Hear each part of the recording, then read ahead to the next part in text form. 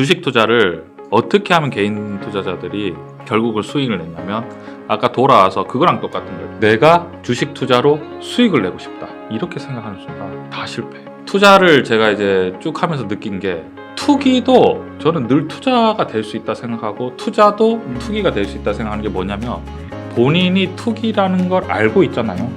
그럼 그건 투자예요. 뭐 지금까지 벌어진 일은 어쩔 수 없고 근데 그거는 리셋을 하고요. 예를 들어 매월 한 100만 원씩 계속 이렇게 들어오는 거예요. 수입이 투자할 수 있는 여윳돈이.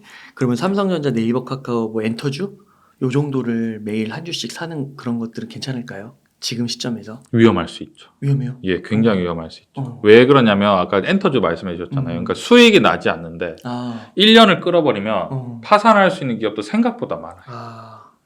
그럼 엔터주 현금 흐름을 확실히 보셔야 돼요. 이 회사는 1년 동안 만약에 대출 이자를 10%를 내고 버틸 수 있나?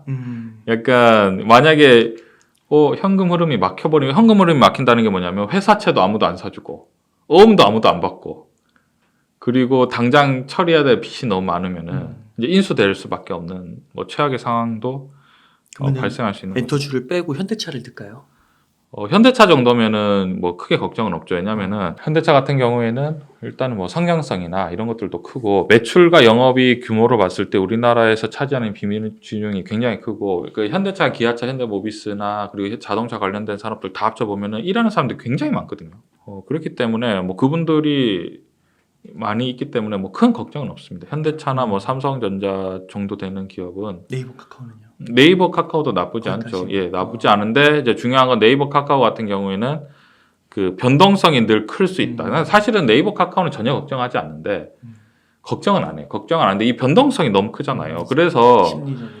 만약에 내가 1억 중에서 한 1,000만 원에서 1,500만 원 정도 넣었다. 그럼 10에서 15%잖아요. 그럼 네이버가 사실은 반토막이 나도 사실은 1,000만 원에서 반토막이 나면 전체에서는 그 500만 원인 거잖아요. 그러니까 그게 스트레스 받지 않을 수 있는 그냥 뭐 다 빠지니까 어쩔 수 없네 이렇게 할 수 있는데 만약 네이버가 50%다. 카카오가 50%, 1억 중에서 만약 50%다.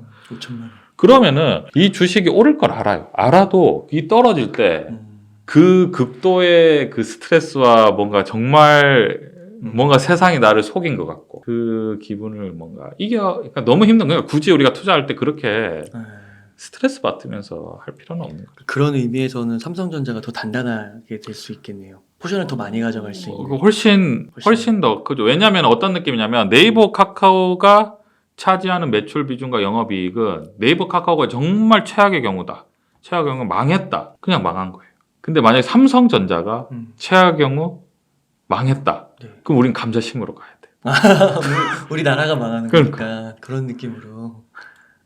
그게 투자라는 게 제가 이제 왜 이게 어떤 거냐면 심리가 굉장히 중요한 건데 많은 사람들이 저는 제가 이제 많은 이제 사람들을 만나면서 느낀 게 어떤 거냐면 투자를 하실 때 많은 사람들이 내가 남보다 굉장히 잘 살고 싶다 그렇다라고 생각하지 않아요. 저는. 그럼 어떻게 생각하냐면 내가 남들만큼만 좀 살고 싶다. 그게 어떤 거냐면 내가 일을 열심히 하잖아요. 열심히 일을 하고 내가 일한 대가로 월급을 받고 생활을 하는데 만약에 재테크를 안 하고 그냥 저금하고 적금을 하면 지금은 놀리지 않죠. 근데 이제 경기 화랑기 때는 지금은 안 놀리는데 이게 알 수 있죠. 만약에 미국이 기준금리가 4.5까지 딱 올라갔다.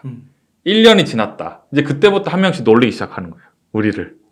왜냐하면 너는 왜 투자를 안 하냐. 그러니까 옆에서 막 벌었다라고 하면은 어떻게 되냐면은 나는 열심히 사는데 뭔가 세상을 못 쫓아가는 느낌이 들어요. 그때 이제 스트레스 받거든요. 그러니까 반대로 뭐냐면 다 같이 망하는 거는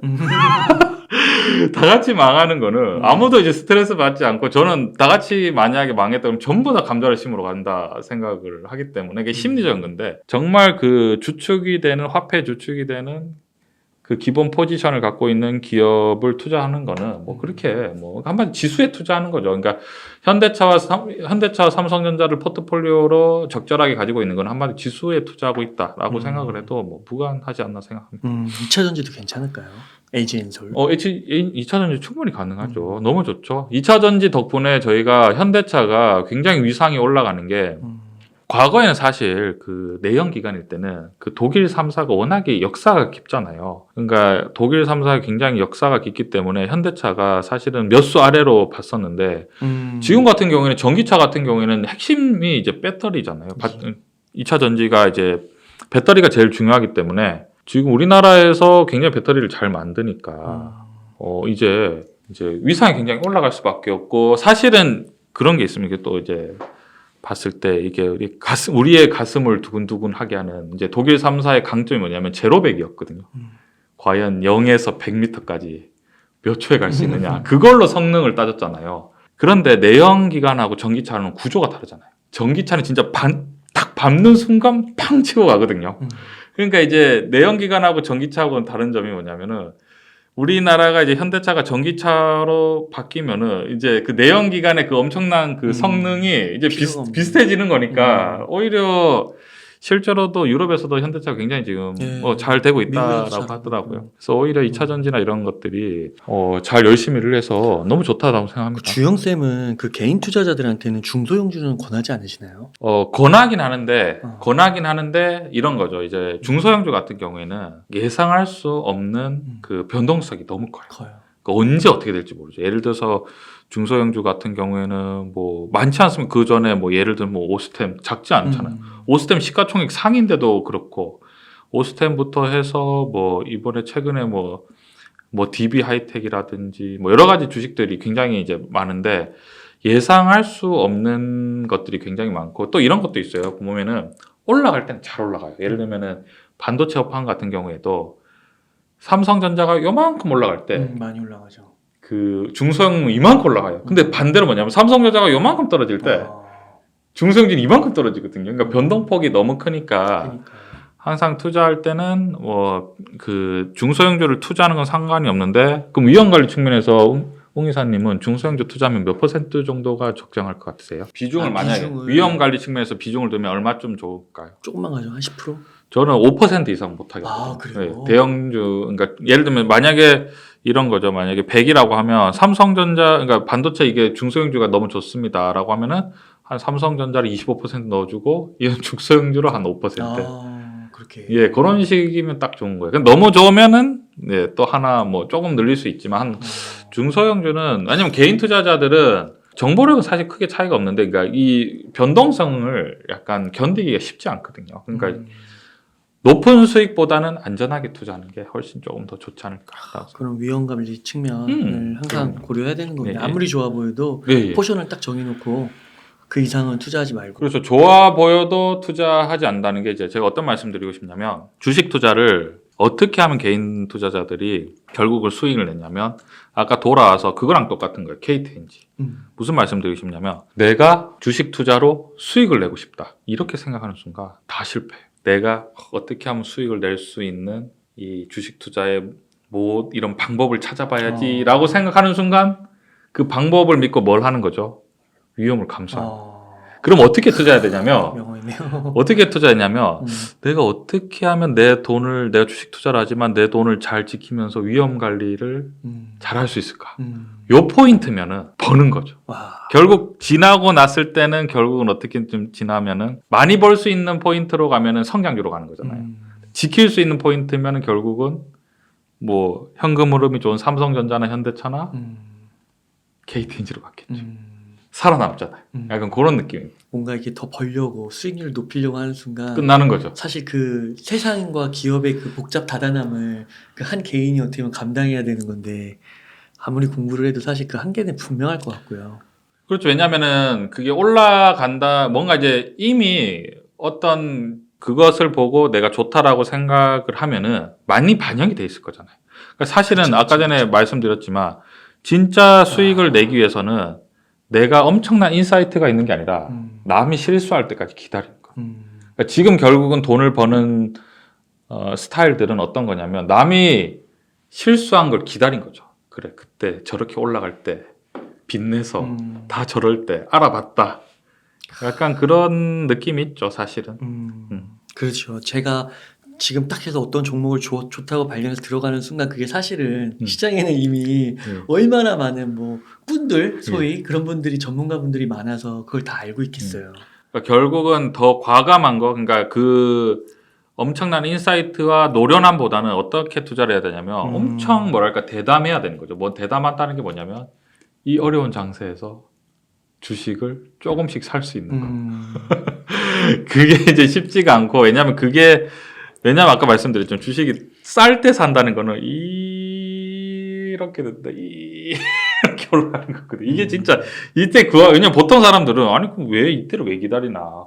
올라갈 때 이때 타이밍을 노려서 그게 안 되나요? 탁 올라가야지. 근데 그게 우리가 생각할 때 500만 원, 1000만 원은 탁 사서 할 수 있거든요. 근데 그게 억대로 되는 순간 안 되는 그 타이밍을 노리는 것 자체가 이미 도박이죠, 사실. 완전 투기가 될 수가 있는. 위험 관리가 안 되는 거죠. 예. 약간 그런 느낌.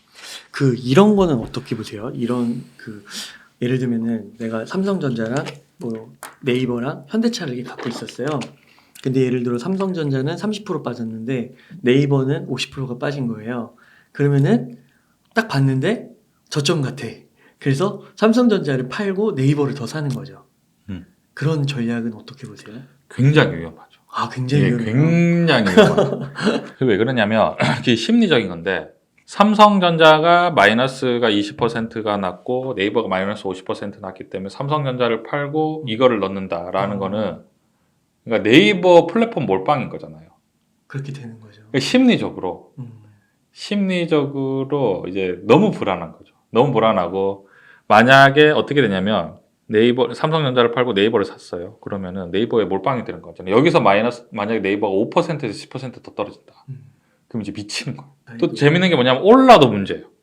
올라면 어떻게 하고 싶을까요? 주식이라는 게 오르면 또 어떻게 되죠?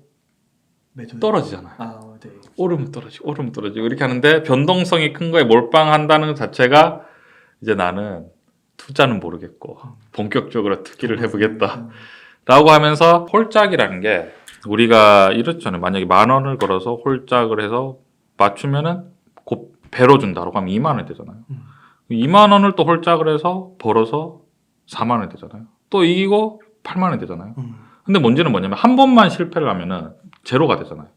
무슨 말씀 드리고 싶냐면 우리가 여기에서 이길 수 있는 게 뭐냐면 어떤 분들이 이렇게 말씀하세요. 그러면은 그게 어려우니까 번 거를 조금씩 빼놓으면 되지 않나? 그런 얘기가 있거든요. 수익 난 거를 일부를 현금으로 빼놔라 이런 얘기가 있는데 근데 그거는 실제로 하다 보면은 아시겠지만 돈이 현금을 유지하는 것 자체가 너무 어렵거든요. 그러니까 어느새 그 심리적으로 이제 현금이 하나도 없죠.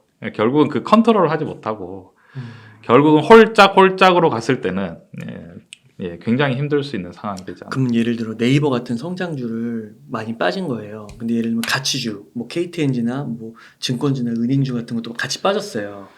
그럼 얘는 이제 배당을 그래도 주니까 이런 식으로 좀 성장주에서 가치주로 갈아타는 뭐 그런 전략은 또 어때요? 아니면 뭐 네이버를 팔아서 근데 삼성전자는 근데 네이버는 지금은 팔 수 없죠. 지금 팔 수 없죠. 지금은 너무 싸니까. 왜냐면 고점 대비 지금 엄청 많이 빠져 있고 지금 아까 말씀드린 그러면 이게 좀 다 같이 빠져 있을 때는 그냥 가만히 있는 게 좋은 건가요? 이게 너무 나쁜 주식이 아니라면? 다 같이 이제 빠지는 게 문제가 아니라 빠졌을 때 버틸 수 있는 주식과 없는 주식이 있는데 그러니까 적자가 난 기업은 너무 힘들어요. 그러니까 딱 봤을 때 영업이익이 다 빨간색이면은 그거는 지금이 아니라 미리 이미 정리가 됐어야 됐죠. 정리가 됐어야 됐고 그러니까 이제 결국은 주식이라는 게 떨어졌다 올라갔다 하는데 떨어져서 그냥 이렇게 안녕하고 파산하는 기업이 많거든요. 생각보다 파산하는 기업이 많기 때문에 그런 기업은 들고 있으면 안 되는 거죠. 그러면은 예를 들어 삼성전자, 네이버, 카카오, 현대차 같은 2차전지나 뭐 LG 엔솔이나 이런 걸 들고 있으면 다 마이너스가 좀 다 다르잖아요. 뭐 네이버, 카카오는 더 많이 빠지고 2차 전지는 수익이 낮죠. 수익이 낮고 그러면은 그럴 때는 이 자체에서 2차전지를 팔아가지고 뭐 네이버를 더 산다거나 아니면 삼성전자를 산다거나 아니면은 뭐 네이버, 카카오 같은 것들을 뭐 그러니까 가만히 그냥 있는 게 제일 좋은 거야? 아니면 그 안에서도 좀 조율을 하는 게 좋은 거야? 그게 굉장히 중요한 건데 그게 계획적으로 투자하느냐 안 하느냐 차이인데 그러니까 포트폴리오가 중요한 거예요. 내가 포트폴리오를 얼마나 안정적으로 하고 공격적으로 하는 거의 차이인데 예를 들면 이런 거죠. 나는 이 돈을 잃어도 상관없다 라고 하면 공격적인 거잖아요. 그러면은 포트폴리오에 주로 뭐가 있냐면은 공격적인 게 뭐냐면은 시장의 기대는 굉장히 큰데 수익이 많이 나지 않는 기업이거든요. 지금 같은 경우에는 2차 전지가 있겠죠. 2차 전지나 플랫폼이라든지 바이오 같은 거 있잖아요. 그러니까 이제 이거를 만약에 내가 포트폴리오를 안정적으로 운영하고 싶다라고 하시는 분들은 삼성전자하고 현대차를 팔 필요가 없잖아요. 근데 나는 더 세게 움직이고 싶다.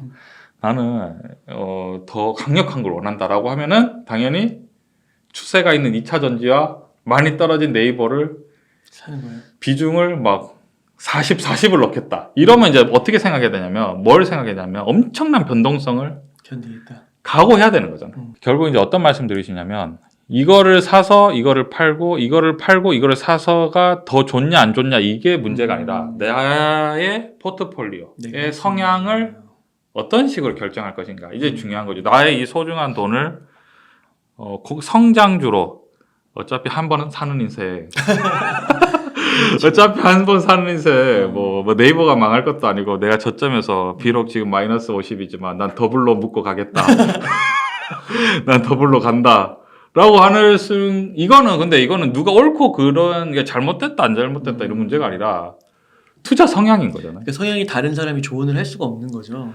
그게 그렇죠. 이제 근데 이해는 시켜줘야지. 너 그러면 대박 날 수 있지만 쪽박이 날 수도 있다. 그건 알고 있어라는. 그러니까 이게 저는 어떻게 생각하냐면 투자를 제가 이제 쭉 하면서 느낀 게 투기도 저는 늘 투자가 될 수 있다 생각하고 투자도 투기가 될 수 있다 생각하는 게 뭐냐면 본인이 투기라는 걸 알고 있잖아요.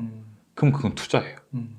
내가 이거를 분명하게 투기하고 있다라고 생각하면은 어떤 반응을 보이냐면요. 엄청 극도로 긴장해요. 그리고 언제든지 간에 빠질 생각을 하는 거예요. 자기가 투기했기 때문에.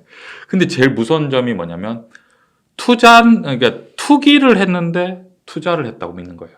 그게 어떤 거냐면 아무리 좋은 우량주라도 한꺼번에 3억을 확 산 거예요. 그럼 옆에서 봤을 때는 그러니까 한꺼번에 3억을 샀다는 거는 변동성을 무시하는 거거든요. 어떤 거죠? 무조건 몰라요. 오른다라고 믿고 확 산. 그럼 누가 봐도 아니 3억이나 있으면 뭐 3천만 원치 일단 사놓고 떨어지면 더 사고 떨어지면 더 사고 이렇게 하면은 사실은 좋잖아요. 뭐 3천만 원 올라가면 뭐 저거라도 좀 수익 났으니까 이렇게 하면 되는데 그게 똑같은 거라도 그러니까 종목이 문제가 아닌 거예요. 삼성전자나 현대차를 샀다고 해서 이게 투자냐? 근데 이게 아니라 만약에 내가 내 돈은 원래 1억밖에 없는데 2억을 더 끌어서 3억을 사면은 이게 투기인 거고. 근데 예를 들면 코인을 사도 나는 이게 투기라는 걸 확실히 알고 있지만 나는 인생은 한 번밖에 없고 나는 더블로 가겠다라고 생각하는 순간 합리적인 투자가 될 수 있죠. 왜냐하면 그분은 분명히 코인이 마이너스 10%가 되면은 던질 거거든요. 손절이 치고 바로 나오겠죠. 약간 그 위험 관리. 그런 것 같아요, 제가 봤을 때. 그러니까 개인의 성향이 우선 제일 중요하겠네요. 제일 중요하죠. 그러니까 내가 이제 포트폴리오를 공격형인지 안정형인지. 근데 저 같은 경우에는 보통은 그러니까 안정형이 볼 때는 되게 위험한 행동일 수 있겠네요. 막 삼성전자를 팔아서 막 더 떨어진 카카오를 사고 막 이런 게. 그 위험하다라고는 생각 안 하고 이제 끝났구나. 이미 자제력이 없다. 이제 조만간 깡통이 되겠구나. 약간 그렇게 생각하죠, 사실은. 아니 지금 삼성전자 사도 이렇게 힘들어 죽겠는데 저걸 팔고 또 저기에 가다니 이러면서 한 일주일은 못 주무실 텐데 약간 그러면서 약간 그런 생각을 드죠. 예를 들면 이런 지금 좀 혼란한 장, 이런 하락장, 횡보장 이런 것들이 어느 정도 이렇게 마무리가 된다고 했을 때 더 먼저 올라갈 뭐 반등주, 반등 섹터 그런 걸 알 수 있나요? 알 수 있죠. 알 수 있죠. 왜냐하면은 지금 금리가 계속 올라가는 상황이잖아요. 금리가 올라가는 상황인데 최근 같은 경우에 금리가 올라가서 환율 때문에 시장만큼 빠진 종목이 뭐냐면은 반도체. 그 다음에 자동차 정도 되겠네요. 반도체와 자동차는 시장 정도만큼 떨어졌고, 그리고 이거보다 더 과대하게 떨어진 게 뭐냐면은 뭐 성장주, 플랫폼, 게임, 엔터, 그 다음에 바이오. 이런 것들이 시장보다 과하게 떨어졌잖아요. 근데 지금 버티는 종목이 뭐죠? 버티는 게 2차 전지. 2차 전지는 버티잖아요. 그러니까 이런 것들은 왜냐면은 시장이 좀 안정화되면은 제일 먼저 신고점을 칠 가능성이 크잖아요. 2차 전지가. 예. 신고점을 낸다는 것 자체가 뭐냐면은 이전에 그러니까 손해본 사람이 아무도 없는 거잖아요. 신고점이라는 것 자체가 최고가이기 때문에 손해보는 사람이 아무도 없잖아요. 그렇죠. 그러면은 이제 시장 상황이 좋아지면은 그 주식을 굳이 안 팔거든요. 사람들이. 그러면은 시장 상황이 좀 더 사려고 할 거잖아요. 그러면 이제 그런 것들이 먼저 치고 올라갈 가능성이 굉장히 크죠. 그러니까 하방이 좀 이제 강력한 주식이 이제 떨어지지 않는 주식이 사실은 먼저 아, 그런 거예요. 그렇죠. 많이 떨어진 게 가는 게 아니고요. 많이 떨어진 거는 반등은 하겠지만 반등할 때 이제 앞에 사람들 물린 사람들이 아, 주식을 지금 빠져나가야 되니까 이게 매물이 쉽지 않죠. 약간 그런 느낌이죠. 그러면은 삼성전자 같은 경우도 보면은 이게 매물벽이 많다고 그러더라고요. 삼성전자 같은 경우에는 만약에 이제 지금 한 5만 8천 원 정도 되잖아요. 6만 8천 원만 돌파를 해버리면 그땐 달라요. 굉장히 이제 가볍죠. 아, 이제 팔 사람이 이미 다 팔았을 거고. 예, 아, 예, 그런 거예요. 예, 그렇죠. 그러니까 그러니까 폭이 크지 않죠. 사실은 삼성전자가 지금 가격으로부터 한 10%에서 15%만 올라가 버리면 삼성전자 그럼 거의 지금 5만 8천 원 정도니까 15%까지 올라가면은 한 6만 7천 원, 8천 원 될 거잖아요. 그러면은 아마 사 모으시는 분들은 손해 보는 사람이 아마 거의 이제 점점 없어지겠죠.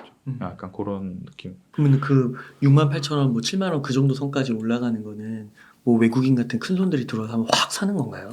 확 사는 게 그거죠. 아까 환율. 음. 그러니까 금리가 최고점을 찍고 환율이 떨어질 것 같으면 순식간에 사죠. 지금 안 사면 엄청나게 언제 사? 약간 그렇죠. 순식간에 사는 거죠. 아, 그러면 그게 그냥 막 뚫고 그냥 올라가 버리고. 그렇죠. 그러면 이제 그게 너무 재밌는 게 그게 이제 그런 걸 보고 우리가 뭐냐면 주식을 선행한다고 하는 게 금리가 최고점이잖아요. 그럼 다 죽는다고 난리거든요. 근데 외국인들은 야 이제 금리는 더 못 올린다라고 생각하는 순간 금리를 더 못 올린다라고 생각하면 이제 강달러가 더 이상 강달러가 아닌 거잖아요. 그럼 약한 통화를 이제 분산 확 시켜버리는 거죠. 그러니까 돈이 계속 돌고 도는 거죠. 그렇게 되는 예. 거군요.